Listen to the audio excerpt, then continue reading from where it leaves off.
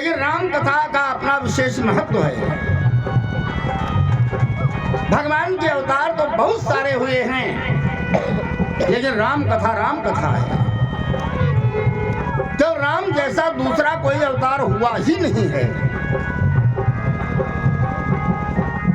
आप भगवान शंकर की उपासना प्रार्थना कर सकते हो, पूजा कर सकते हो, इष्ट मान सकते हो, लेकिन भगवान शंकर जैसा आचरण नहीं करो। भगवान श्याम को आप आराध्य इष्ट मान सकते हो, पूजा कर सकते हो, लेकिन भगवान श्याम को आप उनका आचरण नहीं उतारोगे।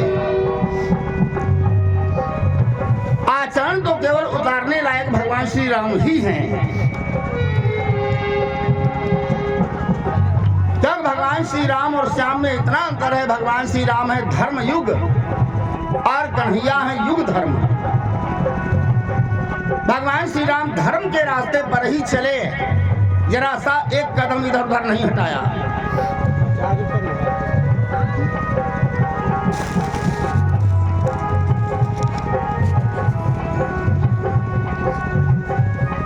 धर्म के रास्ते पर चलकर ही सारे जमाने से स्वीकार करा लिया, स्वीकृति ले ली कि राम भगवान है और भगवान कन्हैया है युग धर्म। जहां पर जैसा देखा मौका, वहां पर वैसा अपना धर्म पालन कर दिया। जहां देखा चोरी करने से काम बना, चोर बन गए। जहां पर झूठ बोलने से काम बनना है तो खुद भी झूठ बोल दिए और धर्मराज सलीखे से भी कह दिया, दादा तुम भी कह दो अश्वत्थामा मरो, कह दे तो खुद भी झूठ बोले और दूसरे से भी बुलवा दिया। भगवान श्री राम की मर्यादा अपने आप में अद्वितीय है। अभी आपने सुना महाराज जनक को दुखी देख करके भगवान श्री राम ने सीता के स्वयंवर में जाकर के वो धनुष तोड़ा, तो टूटत ही धनु भयउ विवाहु।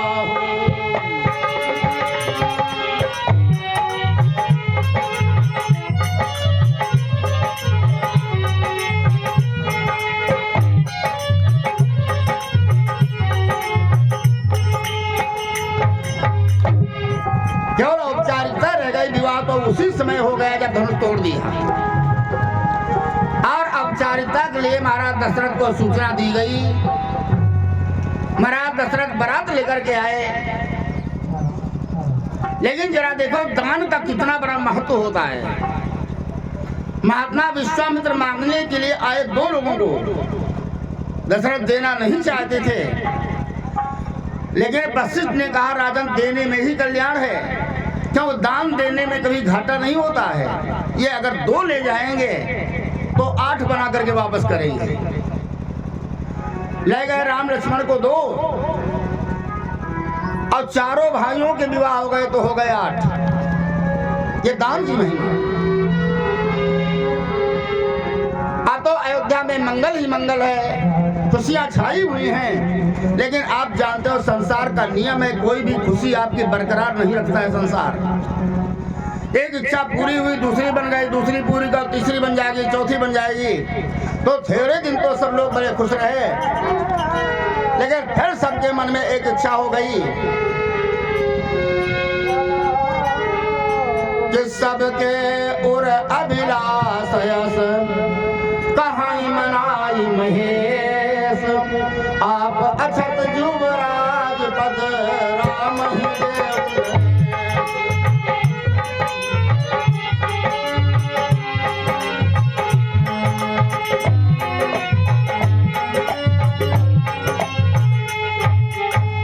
यहाँ तक बोले वशिष्ठ ने भी एक दिन कहा, हे चक्रवर्ती सम्राट, तुम्हारा राम हर प्रकार से योग्य है, भाई राम सब लायक, इसलिए अब ऐसा करो राजपाट इनको सौंप दो। बोले महाराज ये तो आपने बड़ा अच्छा आदेश दिया है। राम राज्याभिषेक की तैयारियां होने लगी। सारे अयोध्यावासी तो प्रसन्न है कि भगवान श्री राम सवेरे राज्याभिषेक हो जाएगा, राजा हो जाएंगे, लेकिन भगवान श्री राम को जिनको इतना बड़ा राज्य मिलना है वो एकांत में बैठे सोच रहे, क्या बताऊं मैं, हम चारों भाई एक साथ पैदा हुए, जन्मे एक संग सब भाई, भोजन शयन के लीलरिकाई।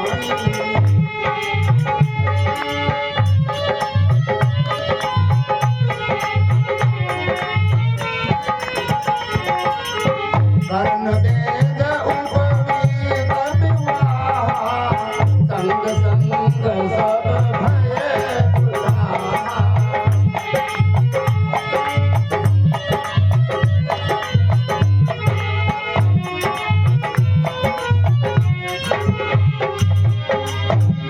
चारों भाई एक साथ पैदा हुए, विद्याध्ययन एक साथ कराया गया चारों भाइयों को, जनेऊ सबका एक साथ हुआ, शादी सबकी एक साथ हुई। लेकिन कल कितना अनर्थ होने वाला है कि हम बना दिए जाएंगे राजा और हमारे 3 छोटे भाई बेचारे नीचे होंगे हमारी सेवा में। हम अकेले सिंहासन पर बैठा ले जाएंगे और 3 छोटे भाई हमारे जो है नीचे बैठेंगे। ये तो बड़ा अनर्थ है। भगवान श्री राम बहुत संकोच में पड़े हुए हैं कि विमल वंश यह अनुचित ये को, बंधु विहाई बड़े अभिषेक। भगवान श्री राम ने कहा कि हम चारों भाई एक साथ बैठते खेलते खाते थे, क्या आनंद था। लेकिन हम सिंहासन पर आरूढ़ होंगे, 3 भाई हमारी सेवा में, कोई चमन लेके खड़ा होगा, कोई हवा करेगा, कोई चरण दबाएगा, विषमता हो जाएगी भाइयों में। और जो आनंद समता में है वो विषमता में नहीं है। इधर देवता लोग भी मना रहे हैं कि ऐसा कोई उपाय किया जाए कि ये जो है राजा जब होने न पावे। विघ्न मनाओ देव कुचाली। विचार करो देवता कितने स्वार्थी होते हैं। जो भगवान के साथ में ये भावना रख सकते हैं तो हमारी आपकी क्या औकात है। देवताओं को बताया गया बड़ा स्वार्थी होते हैं देवता। आए देव सदा स्वार्थी। तो जो भगवान के कार्य में विघ्न डाल सकते हैं तो हमारे आपकी औकात क्या है। देवताओं ने सरस्वती को स्मरण किया, कहा मैया ऐसा उपाय करो कुछ कि राम का राज्याभिषेक न होने पावे, क्योंकि अगर राम राजा बन जाएंगे तो जिस कार्य के लिए अवतार लेकर के प्रभु धरती पर आए हुए हैं वो कार्य अधूरा रह जाएगा। सरस्वती ने कहा कि भगवान के कार्य में बाधा डालना ठीक नहीं है। देवताओं ने कहा सरस्वती मैया अगर इस कार्य में तुम ये रोल अदा करती हो तो आगे चल करके कभी लोग तुम्हारी स्तुति करेंगे। तुम राम कथा का एक अंग बन जाओगी और कोई भी कथावाचक जब राम कथा सुनाने बैठेगा पहले तुमको ही याद करेगा। तो सरस्वती ने आकर के मंथरा की जुबान पर अपना कब्जा कर लिया, उसकी बुद्धि को भटका दिया। मंथरा ने आकर के महारानी कैकेयी को ऐसा उल्टा पाठ पढ़ाया। महारानी कैकेयी ने कहा मंथरे आज क्यों उदास हो, क्या हो गया है। बोले मैं कौन तुम्हारी लगती हूँ, हम तुम्हारी क्या लगती हैं। अरे भाग्यवान को वो कौशल्या जिसका बेटा कल राजा हो जाएगा, कौशल्या राजमाता हो जाएगी, अब तुम कौशल्या के पैर दबाओगी। महारानी कैकेयी ने कहा इस प्रकार के घर में फूट डालने वाली बात करेगी तो अच्छा नहीं होगा। उसने कहा हमें क्या मतलब है, चाहे भरत राजा हो जाए चाहे राम राजा हो जाए, दोनों में कोई राजा हो मैं दासी ही कहलाऊं।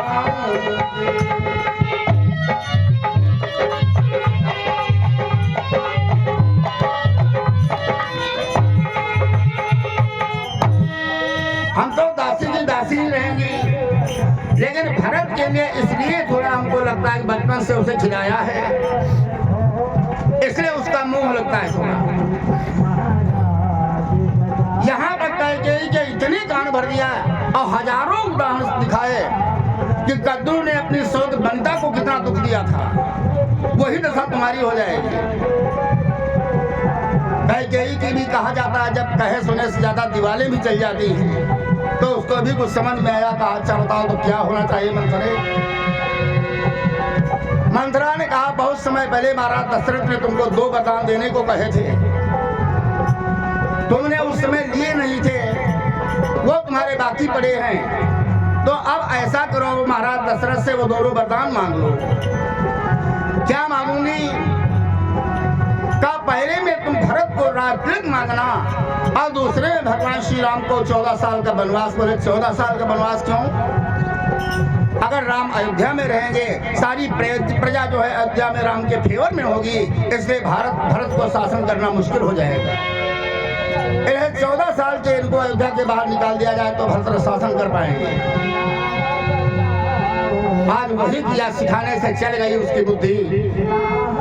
महाराज दशरथ शाम को जब राजभवन में आए तो मालूम हुआ कैकेयी जो है सारे वस्त्र आभूषण तार तार करके फेंक दिए, उतार करके फेंक दिए और कोप भवन में पहुंच गई। जरा राजाओं की व्यवस्था तो देखो। उसी महल में रहने के लिए कमरा अलग, लैट्रिन बाथरूम अलग, किचन अलग। अब घर में कोई नाराज हो जाए तो नाराजी वाली कोठरिया एक अलग। जब क्रोध की चिंगारियां सारे मकान में पड़े, सबके ऊपर न पड़े, एकांत में उस कोठरिया में चली जाओ, धीरे से समझा लेंगे, मना लेंगे, आपके क्रोध का असर सब पर नहीं पड़ेगा। महाराज दशरथ जब आए शाम को रनिवास में तो सब चाहते से डर पाते से कौशलपति कदम बढ़ाते हैं।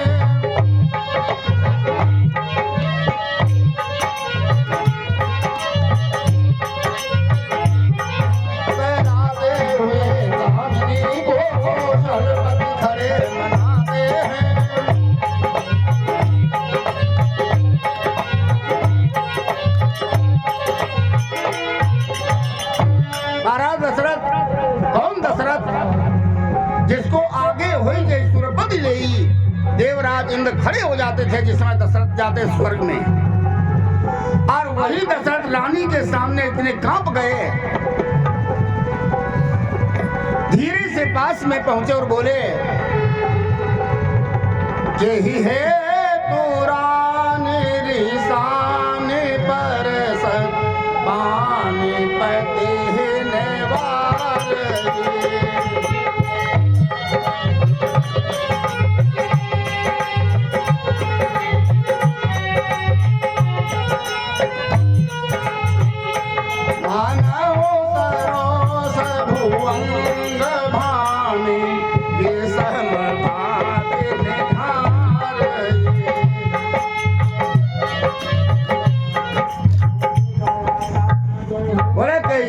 निशानी 14 मात्रा का ठेका लगना था, उसमें 16 लगा रहे हो।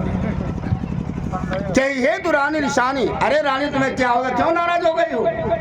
बरसत पानी ऐसा कहेगा जैसे रानी का हाथ छुआ उसने धक्का मार के गिरा दिया। पति निवारी दशरथ जी बोले अरे देवी क्या हो गया बताओ तो भला, हम तो तुमको इतना ज्यादा चाहते हैं कि सकहूं तो रे को अमर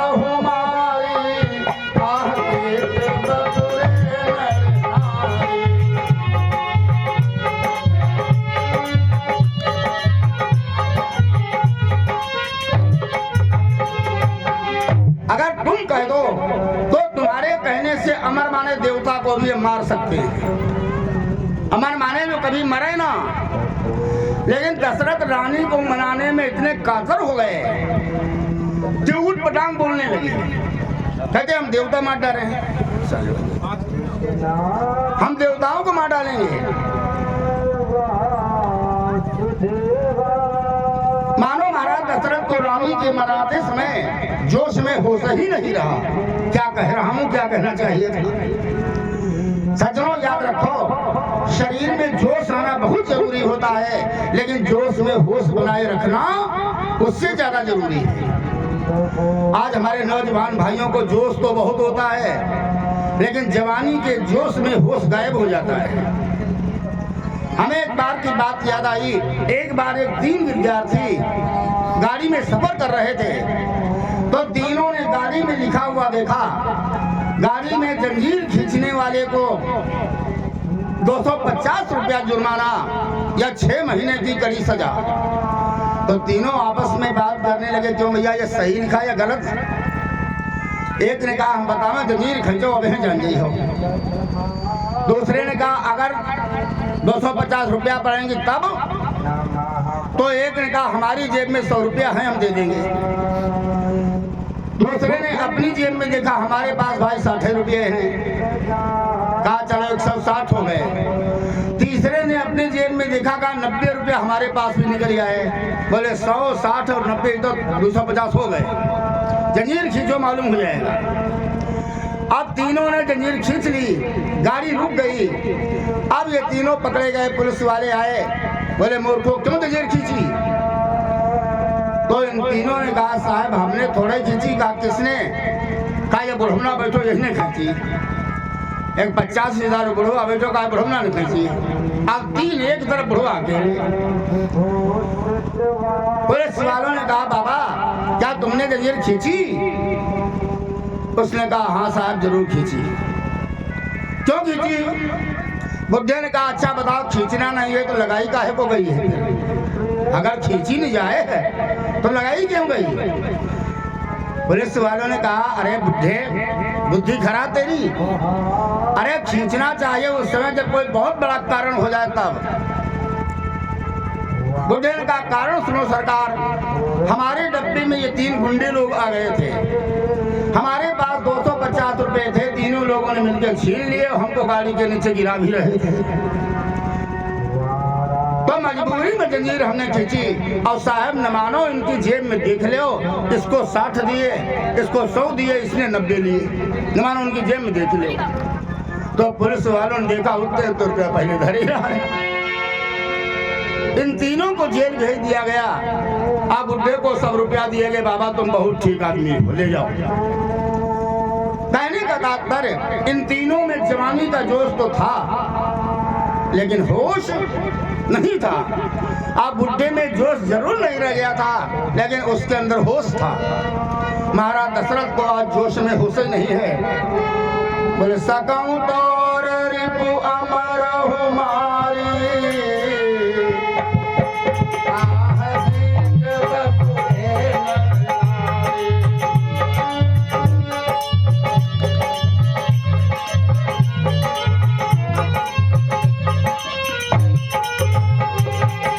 साधारण जीवों की बात कम करें, हम देवताओं को भी मार सकते हैं। महारानी ने कहा महाराज देने को कहते हो, कई बार कह चुके हो, लेकिन कब न देव न लेव, लेकिन देते देते आप कभी नहीं कुछ।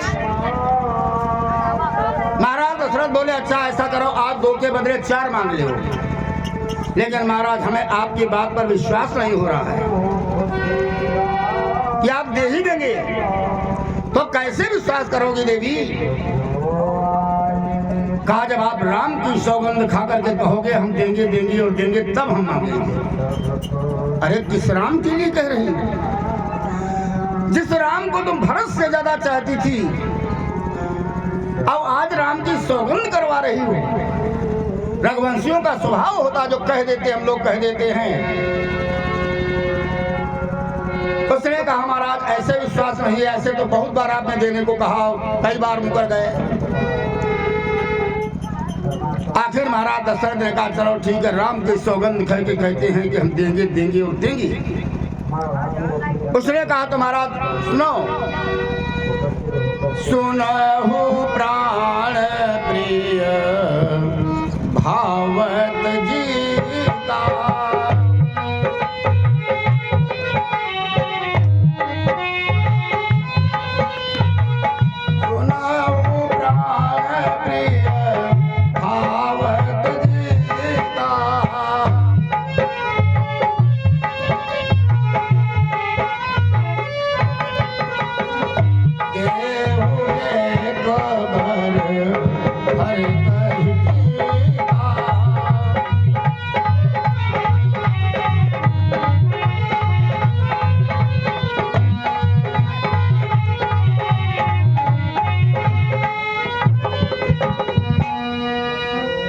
अब देखो कैकेयी साफ साफ बोल रही है।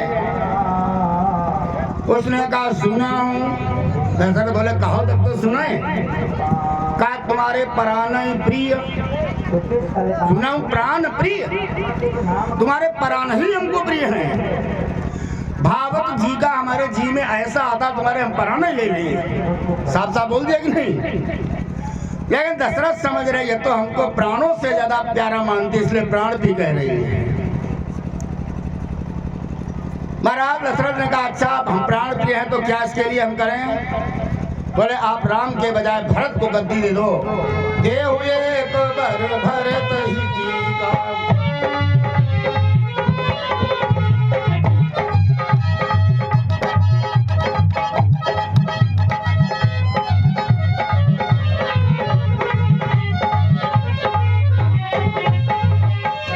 पहला वरदान देव कि आप भरत को राजा बनाओगे। दशरथ जी ने कहा हमारे लिए तो राम भरत दोनों बराबर हैं। मोरे राम भरत दुई आंखी, शंकर जी की सौगंध खाते कहता हूँ जैसे हमारे लिए राम वैसे भरत। चलो हम भरत को राजगद्दी दे देंगे। उसने कहा महाराज तो फर्स्ट नंबर का वरदान मांगा है, दूसरी वरदान की बात सुनोगे तब जानोगे। बोलिए पूजपात श्री स्वामी जी महाराज की। कहे इनका दूसरा वरदान कि तापस बेस। दशरथ समझे पहले वरदान में भरत को राज तिलक करवाना चाहती है। ये कहती है शायद कि भरत को राजगद्दी दे दो, अब तुम तापस बेस मेरे बाबा हो जाओ, बाबा बन जाओ। दशरथ बोले इसमें कौन सी बात, चलो हम बाबा बन जाएंगे। उसने कहा विशेष उदासी। दशरथ जी ने सोचा शायद हमको उदासी बाबा बनाना चाहती है। तो बोले चलो उदासी संप्रदाय के बाबा हम बन जाएंगे बस। उसने कहा नहीं महाराज 14 बरस। दशरथ जी ने सोचा 14 साल के लिए बाबा बनाना चाहती है। बोले ना जिंदगी भर एक हम जीवन भर के लिए बन जाएंगे। बोले आप नहीं।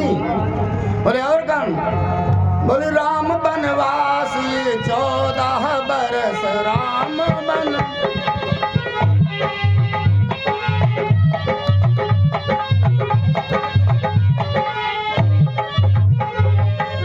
चौदह साल के लिए वंश को राम को भेज दो।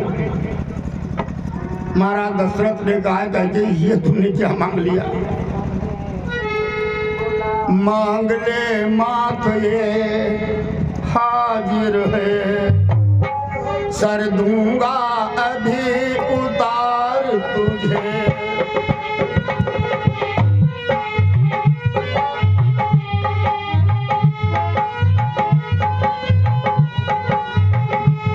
मांग ले माथ ये हाजिर है,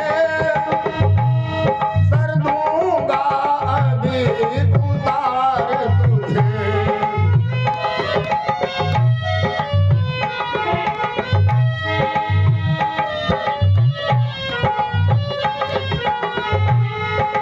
श्री राम की जुदाई में तड़पा मत मार मुझे।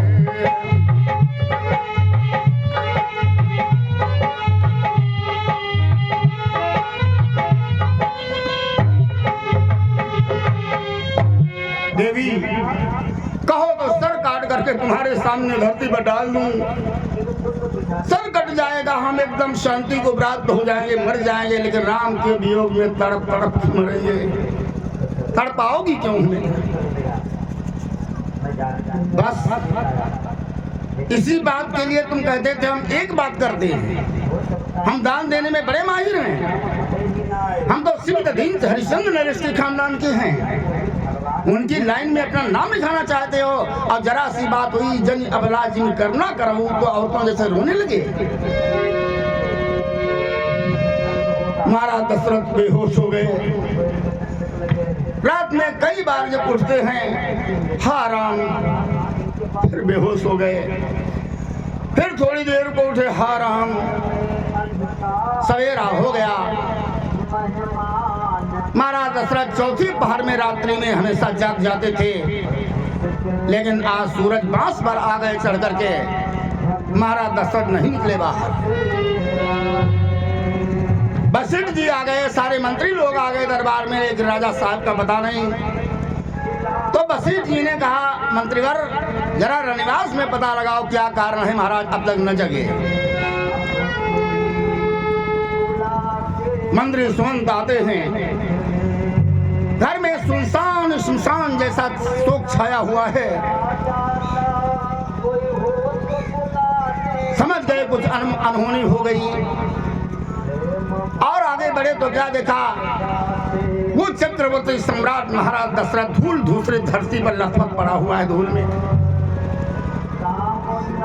प्रणाम किया, लेकिन महाराज श्री कुछ न बोले। महारानी कहती, क्या कृपा करके आप बताओगी महाराज श्री को क्या हो गया है। कई ने कहा, पता नहीं इनको क्या हो गया, कई बार रात में राम राम बोले और फिर बेहोश हो जाते हैं, तो हमें लगता है इनकी बेहोशी का दुख का कारण राम ही है। ऐसे राम को बुला लाओ तो कुछ बात बन जाए। मंत्री सुमंत गए, भगवान श्री राम को बुला लाए, माता को प्रणाम किया, महाराज श्री को प्रणाम किया, लेकिन महाराज श्री तो मूर्छित पड़े हैं, बोले तक ना। बोले, माता माता क्या कारण है, मुँह से न दांत कुछ बोलते हैं।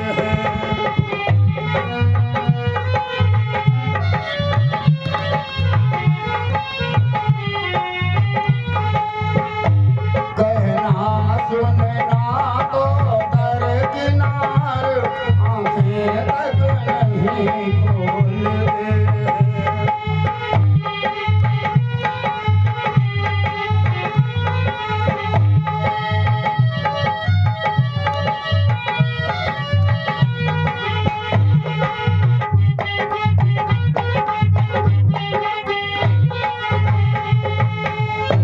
माताजी ये तो बोलते नहीं पिताजी,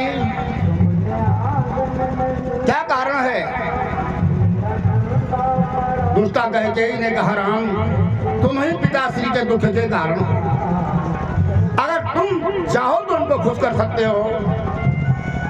भगवान श्री राम ने कहा, मैया हम अहम ही वचनाद्राज्ञ पतेमपि पावके भक्षयेयं विषं तीक्ष्णं कूर्देयमपि चारणवे। अगर हमारा पिता मुझसे कह दे तो अग्नि में जल सकता हूँ, पिताजी के कहने से समुद्र में कूद सकता हूँ, अब कठिन से कठिन जहर का पान कर सकता हूँ। अब पिताजी हमारे लिए दुखी,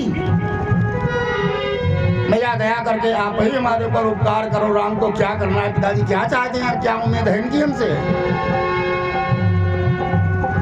बेटा राम तुम जानते हो, तुम तो हमें भरत से भी ज्यादा प्यारे हो, हाँ इसमें कोई दो राय नहीं।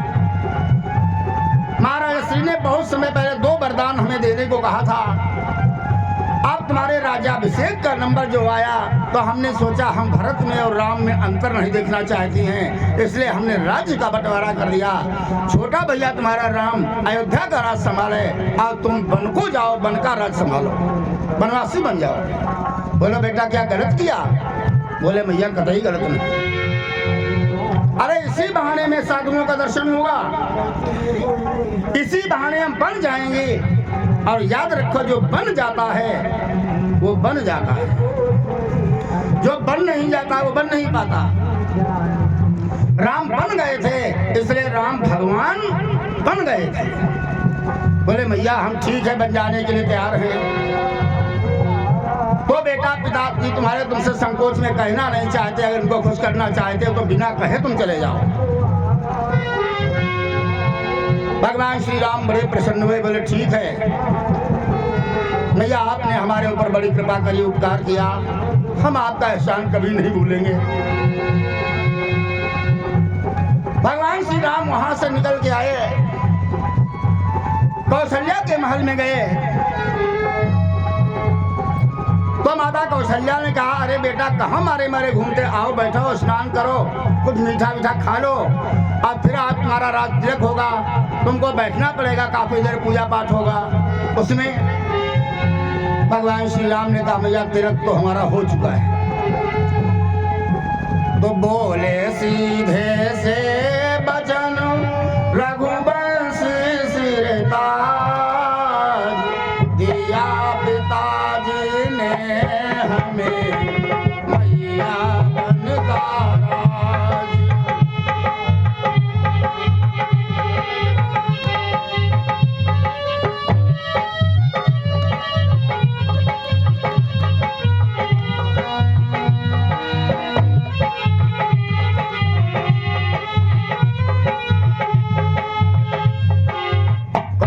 का राज। ये तुम क्या बता रहे हो?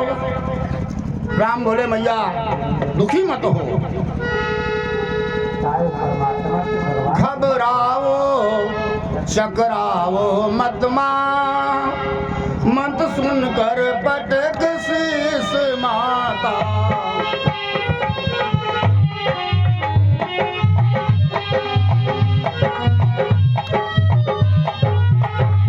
ये यात्रा सफल बनाने को दे दे केवल आशीष माता।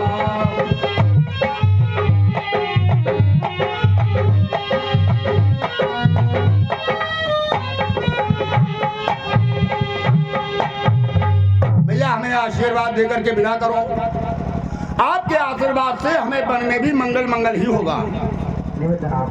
माँ कौशल्या ने कहा लेकिन लाल एक बात है, पिता ने तुम्हें बन जाने को कहा है, अब पिता से माता का 10 गुना ऊंचा राइट अधिकार होता है।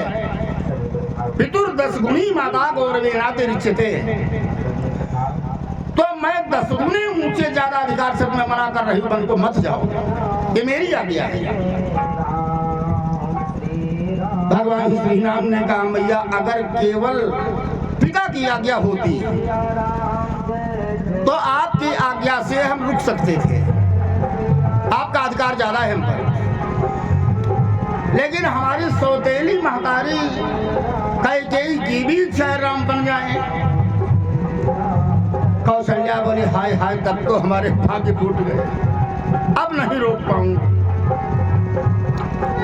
बोली जो केवल पितु आय सुताता,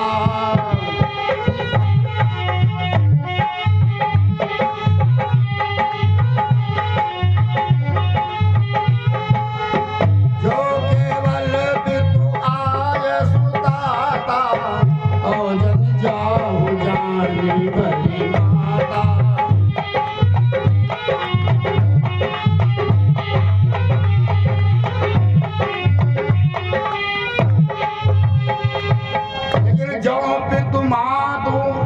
अगर कैकेयी ने कहा है कहे बन जाना तो कानन सत्यवध समाना।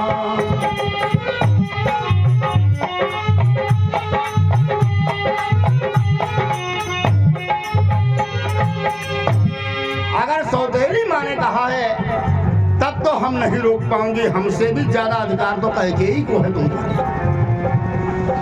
पिता से 10 गुना अधिकार महतारी का, अब महतारी से 10 गुना अधिकार होता है सौतेली महतारी का या मौसी का या चाची का। इसलिए बेटा हमारे भाग्य फूट गए, अब नहीं रोक पाऊंगी। ये चर्चा हो ही रही थी, तब तक जगत जननी मैया सीता को मालूम हुआ मेरे पति को वनवास हो गया है। आकर के सास के चरणों में प्रणाम करती है। मैया आपके सामने जुबान खोल करके मैंने कुछ कहा नहीं है, लेकिन आज कुछ कहना चाहती हूँ, क्षमा करना। सुना है पतिदेव को वनवास हो गया है, तो हमारे लिए क्या आदेश है, क्या क्या है? कौशल्या ने कहा बेटी तुमको मैके ससुरे में हर प्रकार का सुख है, यहाँ रहो चाहे अपने मैके चली जाना। अब या तुम्हारे लिए सर्वस्व तुम्हारे राम हैं, ये जैसा चाहे उचित हो तो करें। माता जानकी ने प्रभु से कहा प्रभु हमारे लिए क्या आदेश दे रहे हो? भगवान श्री राम ने कहा देवी ऐसा है,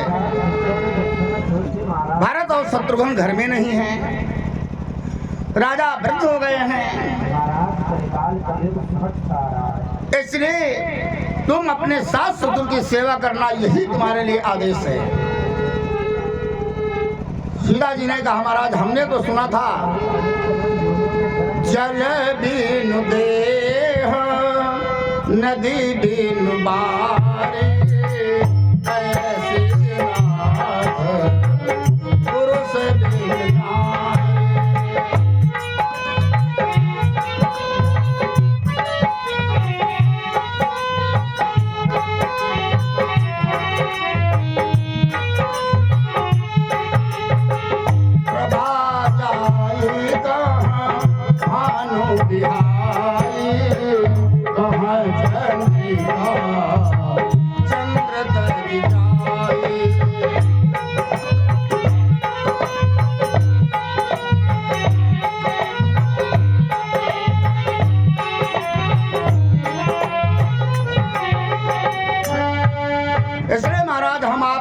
कैसे छोड़ सकते। नारी के लिए जीता जागता परमात्मा अगर कोई है तो उसका पति ही है।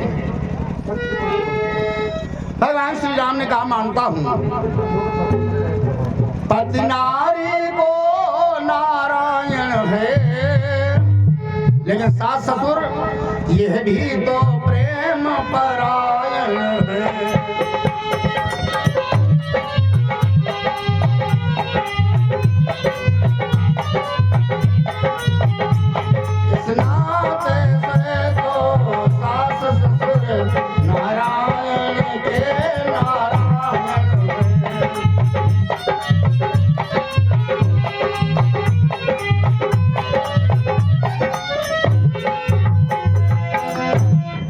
नारी का नारायण है,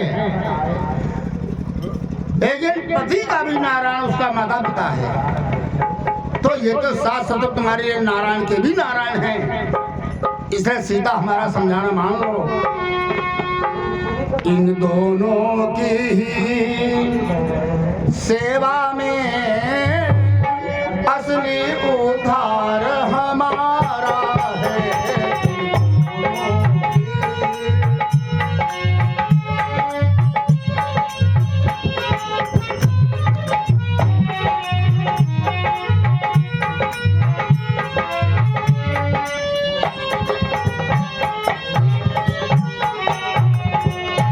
इन दोनों ही की सेवा में असली उद्धार हमारा है। सुंदरी इसलिए कहता हूँ घर रहना उचित तुम्हारा है।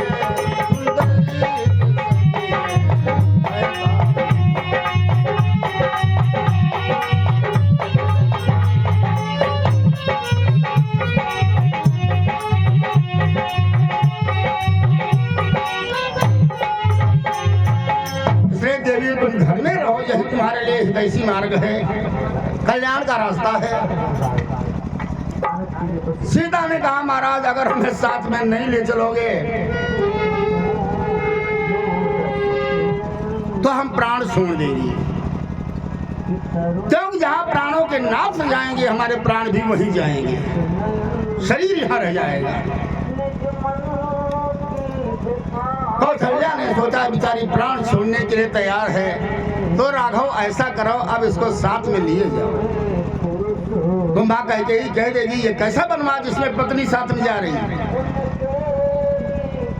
नहीं नहीं राम, अगर तुम कैकेयी की आज्ञा से बन जा रहे हो तो मेरा कहना है इसको साथ में रखो, ये तुम्हारा धर्म है, इसको साथ ले जाओ, मेरी आज्ञा है।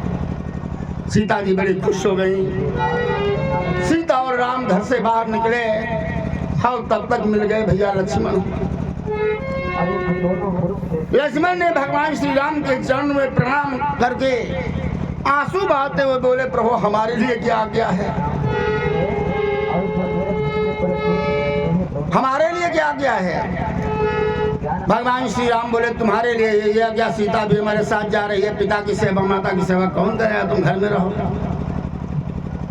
बोले प्रभु हमने तो बचपन से कभी आपका साथ छोड़ा ही नहीं।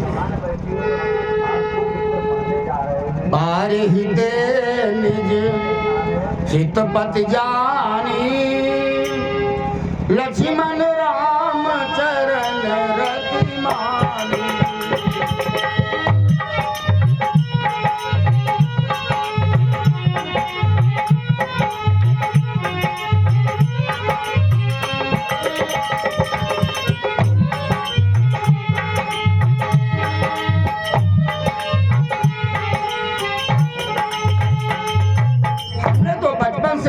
कभी अकेला नहीं छोड़ा, सदैव आपके छाया जैसे साथ रहे। हमें छोड़ दोगे? भैया लक्ष्मण तुमको कैसे ले चलूं, वनवास अकेले हमें हुआ है। तो मैया जानकी जी फिर कैसे जा रही हैं? बोले ये माता जी की आज्ञा से जा रही हैं। तो प्रभु अगर हम भी अपनी माता का आशीर्वाद आज्ञा ले आवे तब? बोले हाँ ऐसा हो सकता है। विदा मातु सन आवहु मांगे, आवहु बेगी चलहु मन। विदा मातु सन आवहु मांगे, आवहु बेगी चलहु मन।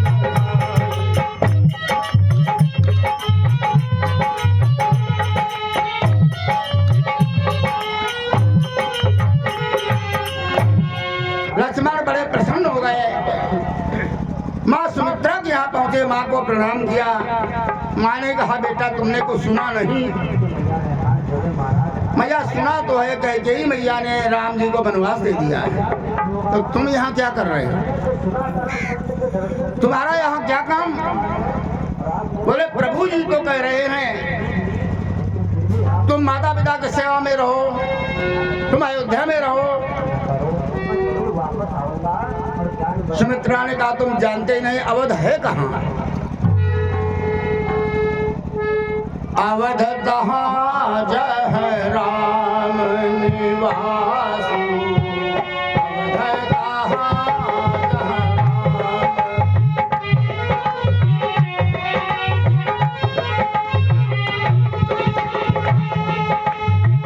अवध